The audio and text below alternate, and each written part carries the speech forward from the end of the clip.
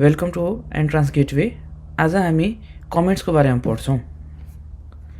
अब कमेन्ट्स भन्नाले के हो भन्दाखेरि चाहिँ तपाईँको कुनै पनि तपाईँले कोडहरू लेख्दाखेरि चाहिँ अब पछि गएर हेर्दाखेरि नबुझिने हुन सक्ने भएर चाहिँ हामीले कमेन्ट्स युज गर्छौँ। जसरी एक्जाम्पल हामी एकचोटि फेरि दुईवटा नम्बर एड गरेर हेरौँ।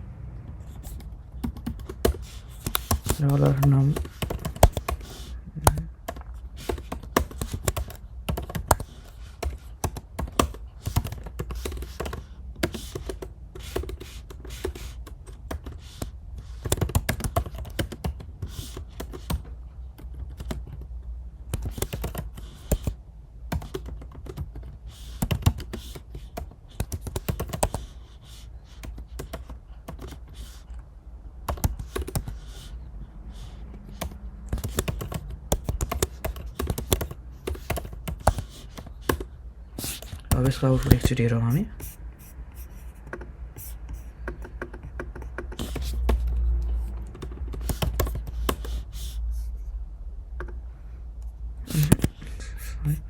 हामीले सेभै गरेको छैनौँ। डाटा टाइप्स PHP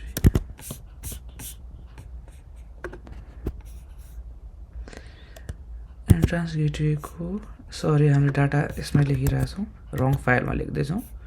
हामी यसको लागि यहाँ आउनुपर्छ। यस्तो अब हेरौँ। सम अफ 2 and 4 is 6 होइन। एक मिनट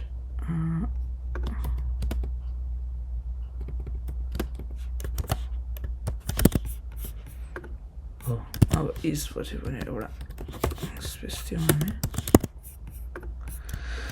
अब जसरी अब कमेन्ट्स भन्नाले के हो भन्दाखेरि मान्नु अब तपाईँले भोलि गएर कोडहरू लेख्दाखेरि चाहिँ बुझ्नुपर्ने हुन्छ कि कोड के को बारेमा हो। त्यसको लागि हामीले यहाँ अब यो this code is about Edison of 2 numbers. अब यसरी लेख्यो सिधै भने हाम्रो एरर आउँछ, किनकि PHP line by line code execute गर्छ। हो त्यस्तोको लागि चाहिँ के चाहिन्छ भने हामीलाई कमेन्ट चाहिन्छ। कमेन्ट भन्नाले चाहिँ त्यो लाइन अफ कोडलाई चाहिँ कम्पाइलरले एक्जिक्युटै गर्दैन। कमेन्ट पनि हामीसँग यहाँ PHP मा दुई प्रकारको छ, एउटा सिङ्गल लाइन, अर्को छ मल्टिलाइन। सबभन्दा पहिला सिङ्गल लाइन हेरौँ। सिङ्गल लाइन चाहिँ नामैले बुझिन्छ, एक लाइनको कोड हुन्छ र त्यसलाई चाहिँ हामीले दुईवटा यस्तो फरवर्ड स्ल्यासले लेख्न सक्छौँ। एक्जाम्पल ल हेर्नुहोस्। अब यो कोड लेखेपछि यो लाइन एक्जिक्युटै हुँदैन होइन। फोनै के हेरेर आएको छ। अब देख्न सक्नुहुन्छ तपाईँले यो लाइन एक्जिक्युटै भएन। यो हो सिङ्गल लाइनको कोड।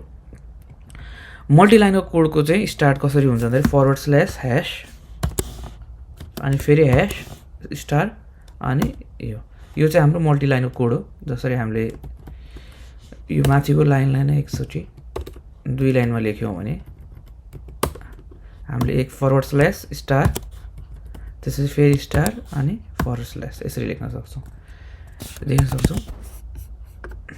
र यसको अर्को एउटा सर्टकट पनि छ कि लाइक तपाईँलाई अब सर्टकट हुन त फर्स्टमै हामीले सर्टकट युज गर्नुहुन्न। त्यो गर्नुलाई चाहिँ पहिला सिलेक्ट गर्ने, कन्ट्रोल थिच्ने अनि फरवर्ड स्ल्यास थिच्ने आफै हुन्छ। ल अब कुरा आउँछ अर्को पनि एउटा किन आउँछ भन्दाखेरि अब कमेन्ट्स भनेर चाहिँ कहिले पनि आफ्नोलाई मात्र लेखिँदैन। अब कोडरलाई के लाग्न सक्छ भन्दाखेरि अब कोड त मैले लेखेको होइन, अब मलाई थाहा छ म किन लेखेनु कमेन्ट्स। तर यस्तो हुँदैन। भोलि गएर तपाईँले कुनै कम्पनीमा काम गर्नु हुँदाखेरि त्यहाँ चाहिँ धेरै मान्छे डेभलपरको तपाईँले कोड हेर्नु पर्न सक्ने हुन्छ। त्यहाँ अब thousands of line of code हुन्छ।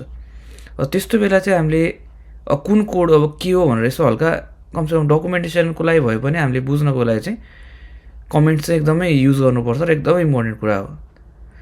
र यही हो मेन भनेको कमेन्ट्स भनेको चाहिँ यो हो बुझ्नुपर्ने कुरा। सिङ्गल लाइन, मल्टिलाइन, दुई लाइन हुन्छ। हजुरहरूले जुन मलाई लाग्छ त्यही युज गर्न सक्नुहुन्छ। र यो भिडियोमा हाम्रो यति नै। अरू पनि पढ्नको लागि र अरू कुराहरू पनि हजुरलाई पढ्नु छ भने चाहिँ च्यानल फलो गर्नु होला। Thank you.